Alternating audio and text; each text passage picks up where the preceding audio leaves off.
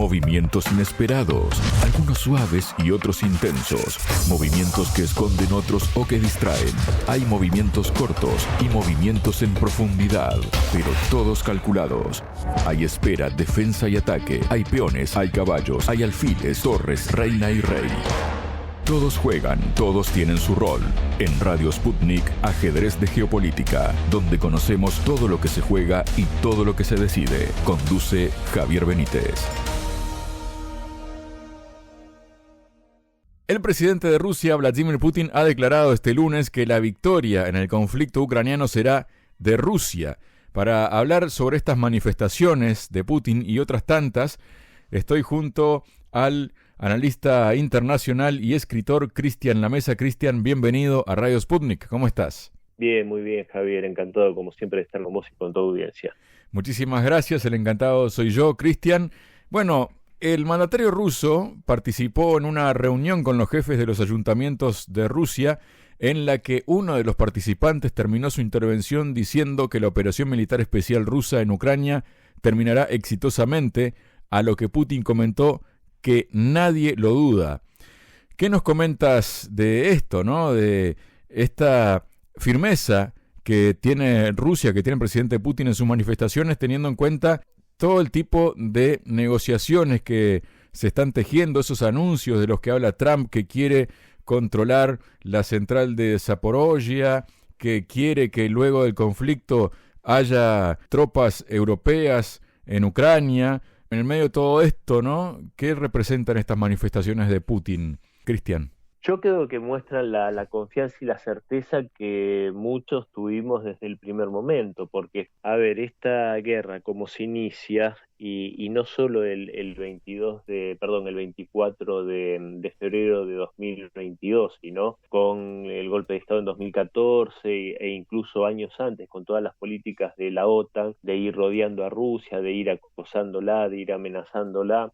Por supuesto que esto significaba y significa un enfrentamiento existencial para Rusia, ¿no? Una guerra en la cual lo que estaba en juego es ni más ni menos que el futuro y la supervivencia de Rusia mismo como Estado, como nación. Entonces, en ese sentido, muchos entendíamos que al tratarse justamente de una guerra que amenazaba existencialmente a Rusia, por supuesto que no había forma de que esta guerra la perdiese. ¿Por qué? Porque justamente significaría la finalización de este país. Entonces, en última instancia, iba a estar la opción nuclear. Entonces, por supuesto que el triunfo, o por lo menos la no derrota, siempre estuvo garantizada, por lo menos para los que tenemos una visión real de la situación global. Y eso es, creo, lo que en alguna medida subestimaron o despreciaron los enemigos de Rusia, que a través de la OTAN tenían la esperanza de llegar a conseguir la destrucción del país, porque esta no es una guerra como pudo haber sido la salida humillante de Estados Unidos de Afganistán o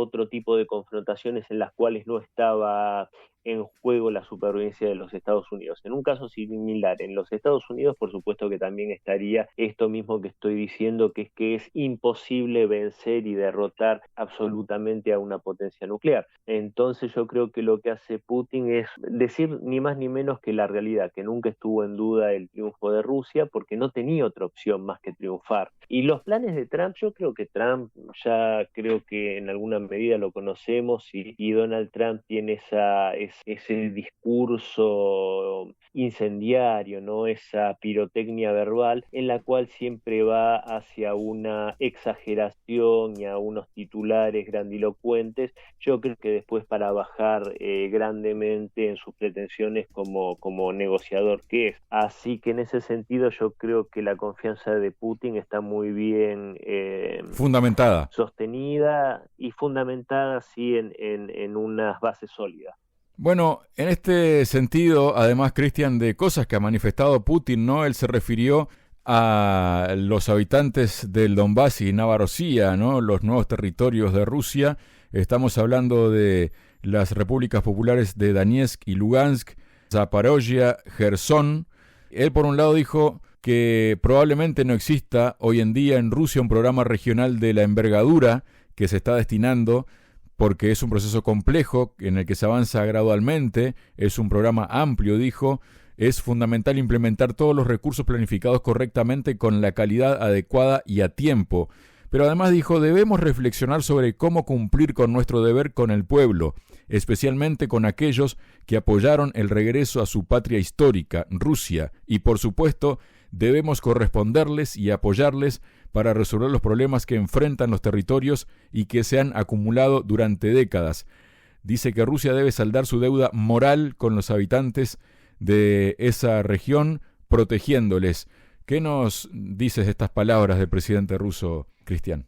Bueno, yo creo que esto también es un poco una, entre comillas lo voy a decir, una deuda que justamente en alguna medida se adquirió cuando, por motivos que serían de un amplio análisis, Rusia no pudo o no fue el momento, estratégicamente hablando, para tomar las medidas en 2014 que sí tomó en 2022. Esto, por supuesto, es algo que al pueblo ruso, al pueblo de la Federación Rusa, le produjo un profundo dolor e incluso cierto disgusto para con la figura de Vladimir Putin, teniendo en cuenta que es un presidente, creo que de los más populares a nivel mundial entre su población e incluso fronteras hacia afuera. Hay mucha gente que lo admira, entre quienes me incluyo, a la figura del presidente ruso.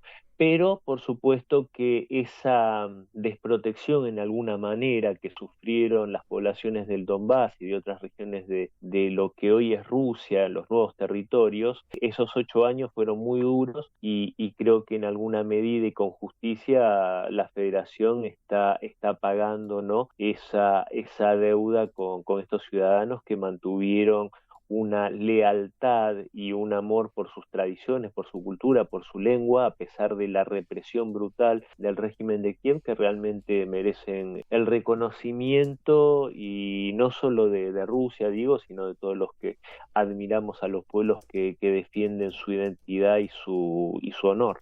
Y también hizo referencia Putin al régimen ucraniano, ¿no? Denunció que este régimen está luchando para obtener los fondos que robó a su propio pueblo y por eso coopera con los patrocinadores de Kiev. Robaron el dinero y aún lo mantienen en cuentas bancarias en el extranjero. Por eso existe tal deseo de cooperar y entregarlo todo a sus patrocinadores. No luchan por los intereses del pueblo, luchan por el capital que robaron al pueblo ucraniano. Lo sacaron al extranjero y punto. Se trata de cuentas multimillonarias que se encuentran en el extranjero, dijo Putin. Bueno, esto también es una radiografía de lo que representa el régimen de Kiev en este conflicto, Cristian. Sí, un régimen plagado de corrupción, un régimen no solo corrupto, sino incluso con tintes mafiosos. Hay que recordar esa situación totalmente casi de película, ¿no? Cuando este ministro del Interior ucraniano de apellido Monastirsky descubre la oscura trama del tráfico de armas, el mercado negro de las armas que llegaban a Ucrania o que eran destinadas a Ucrania y que se destinaban al mercado negro y a ir incluso a los arsenales de grupos terroristas en África, incluso bandas criminales en Europa y en América Latina. Y bueno, lejos de denunciarlo, pidió su parte del pastel. Su destino finalmente fue que el helicóptero en el que se trasladaba fue derribado por un misil portátil, porque obviamente la gente del Ministerio de Defensa no tenía ganas de compartir una porción más de este pastel multimillonario. Yo creo que todo eso en algún momento debería, Occidente colectivo, si no fuese que también es parte de la trama de corrupción, pero si tal vez si es real las intenciones, vamos a ponerlo en potencial, las intenciones de Donald Trump, yo creo que tendría que haber una investigación real, y tantas sanciones que se le pusieron a funcionarios rusos, que paradójicamente la ley rusa establece que nadie puede ser funcionario teniendo activos en el exterior, por lo cual esas sanciones deberían haber tenido muy poco efecto en quienes fueron sancionados. Habría que ver si toman medidas similares para poner sobre la mesa, ¿no?, toda esta fortuna escandalosa que incluso se le atribuye al mismo Zelensky con se menciona públicamente la compra incluso de un casino en Monte Carlo. Ujú. Entonces, obviamente que todo esto ya sería escandaloso si solo implicase el robo de una nación entera, si no fuese que ese robo está construido incluso sobre la vida de, se calcula ya al día de hoy, más de 1 millón de efectivos militares ucranianos muertos en el frente de batalla. Justamente a propósito de cuestiones militares, ya que estamos hablando, Cristian, se ha referido Putin a los ataques que lanzó Rusia contra objetivos en la ciudad ucraniana de Sumy y en la provincia de Odessa, ya que representaban objetivos militares. Comentando los ataques de Rusia contra objetivos en Ucrania, Putin destacó que, si bien se trata de instalaciones civiles, el régimen de Kiev las utiliza para fines militares. Una instalación civil, pero hubo una ceremonia de entrega de premios a quienes cometieron crímenes en la provincia de Kursk, tanto de unidades de las Fuerzas Armadas ucranianas como nacionalistas. Y estas son las personas que consideramos criminales que deben recibir un castigo por lo que han hecho incluso en la provincia de Kursk, y han recibido este castigo. Se hizo esto para castigarles, añadió, en referencia a la ofensiva contra un puesto de mando del ejército ucraniano en Sumy. Por otra parte, en cuanto al ataque realizado en la provincia de Odessa, Putin expuso que se trataba de una instalación agrícola que era utilizada como un sitio para fabricación y pruebas de un nuevo sistema de misiles, por lo que fue ahí donde se asestó el golpe. Por lo tanto, dijo, es un objetivo civil, pero fue utilizado por el régimen de Kiev con fines militares, según aseveró, añadiendo que las ofensivas se llevan a cabo solamente contra los miembros del ejército que cometieron crímenes y contra las instalaciones usadas con fines militares. Bueno, ya se sabe, ¿no?, que el régimen ucraniano utiliza instalaciones civiles y a los propios civiles como escudos en este conflicto, ¿no? Sí, realmente es algo que desde el primer día lo vimos. Yo me acuerdo cuando comenzó la operación militar especial y en Occidente tantos medios de comunicación que propagan justamente la propaganda antirrusa se hacían eco de estos ataques indiscriminados, terribles, feroces contra la población civil, y era más que obvio, incluso viendo las imágenes, cómo habían apostadas baterías antiaéreas en medio de edificios civiles, en ciudades, al lado de escuelas, para justamente provocar ante el ataque a estos objetivos militares que hubiesen bajas civiles. En lugares como Mariupol, cómo se usó de forma descarada a civiles como escudos humanos, incluso asesinando a familias enteras que intentaban huir de la ciudad en medio de los combates, para que justamente esto fuese, repito una vez más, escudos humanos. Realmente criminales. Y así todo, Javier, si bien toda pérdida humana es triste, según números oficiales de las Naciones Unidas, de hace apenas un mes y medio, elevaba la cifra de civiles ucranianos muertos, o de civiles en total muertos en este conflicto, algo así como 15.000 personas, lo cual es un número bajísimo si se tiene en cuenta los más de 3 años de enfrentamientos, si se tiene en cuenta la ferocidad de los mismos, y si se tiene en cuenta también incluso que la mayoría de estos civiles fueron justamente muertos, que fueron utilizados como escudos humanos, civiles asesinados por los nacionalistas ucranianos en Mariupol y en otros lugares del Donbass. Y así todo este número bajo, si lo comparamos con la brutalidad de Gaza, nos deja justamente a la vista cómo el esfuerzo ruso siempre fue el intentar minimizar a la mínima expresión las bajas civiles, que desgraciadamente se elevan a este número por el uso criminal de estas tácticas por parte de los nacionalistas ucranianos, que incluso en las leyes de la guerra esto es ni más ni menos y lisa y llanamente un crimen de guerra por parte de los ucranianos, porque son ellos los que están utilizando a población civil e infraestructuras civiles para hacer estos actos aberrantes, como puntualmente es esta entrega de medallas a escuadrones criminales que en la región de Kursk ya se sabe, porque hay inclusive filmaciones hechas por ellos mismos donde se han torturado y asesinado a ancianos, a jubilados, a niños, de una forma totalmente cobarde y vil. Por supuesto que para lo que es la mentalidad y la búsqueda de justicia del pueblo ruso, era más que obvio que, dadas estas circunstancias, ese objetivo iba a ser atacado, porque, como bien dijo el presidente Putin, justamente esta gente tuvo el justo castigo que merecía. También Putin se refirió al tema de las treguas, ¿no? En una entrevista que concedió al periodista Pavel Zarubin, dijo que el régimen de Kiev aceptó la tregua de Pascua solo después de que desde Occidente le aconsejaran hacerlo. Siempre tenemos una actitud positiva hacia el alto al fuego, por eso se nos ocurrió esta iniciativa, especialmente cuando estamos hablando de los días luminosos de Pascua, que es una fiesta para todos los cristianos, como ocurre estos días para católicos, protestantes y cristianos ortodoxos, resaltó Putin, expresando su esperanza de que la misma actitud tendrían las autoridades ucranianas, pero ya Rusia ha denunciado que otra vez el régimen de Zelensky violó esta tregua que aceptó y que luego la violó. ¿Qué nos comentas de esto con respecto a todos aquellos que hablan sobre que Rusia no tiene intención de paz y de tregua y demás desde la propaganda occidental, Cristian?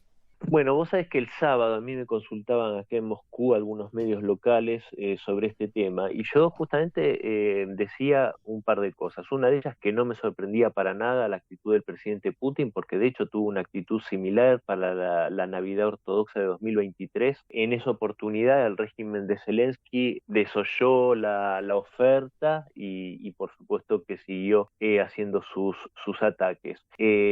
Hace apenas unos días terminó esa tregua que se había planteado con el presidente Trump y el presidente Putin para hacer un alto al fuego de 30 días en lo que se refiere a objetivos energéticos de ambos países, durante los cuales Ucrania realizó más de 100 ataques justamente contra infraestructuras energéticas y Rusia 0 ataques. Respetó a rajatablas a pesar de las violaciones del régimen de Kiev.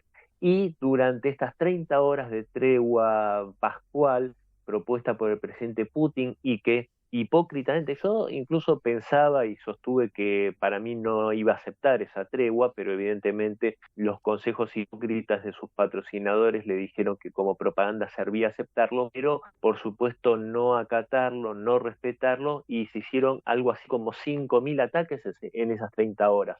Vos fijate, ¿no? Qué vergüenza y qué cobardía, ¿no? Y violando una fecha tan importante para el cristianismo en general y el ortodoxo en particular, que es la mayoría de la fe de los pueblos de Rusia y de Ucrania.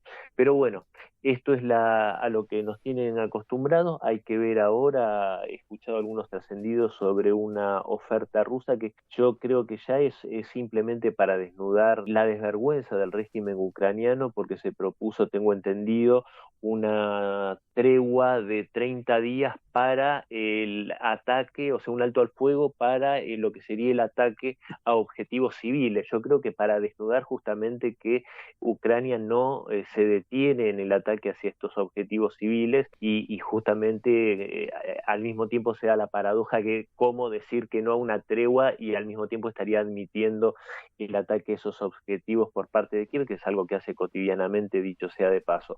Pero yo creo que paradójicamente, a pesar de que el mismo régimen de Kiev parece no querer dar el brazo a torcer y no admitir lo que ya es una realidad, que es su derrota, lo mismo que sus patrocinadores en este momento, más que nada los europeos del régimen de Kiev, yo creo sinceramente que le queda poco tiempo de vida a este régimen criminal, pero bueno, desgraciadamente el tiempo que le quede, sea mucho o poco, desgraciadamente ese tiempo va a seguir siendo regado con sangre y eso es lo que realmente apena mucho, que este Occidente que se dice civilizado y que se dice promotor de los derechos humanos sea patrocinador de un régimen que sin ningún tipo de vergüenza tiene un aspecto y un proceder al más puro estilo de la Alemania de la Segunda Guerra Mundial. Muchas gracias, Cristian. No, gracias a vos, Javier, como siempre, un gran abrazo. Sputnik. Contamos lo que otros callan.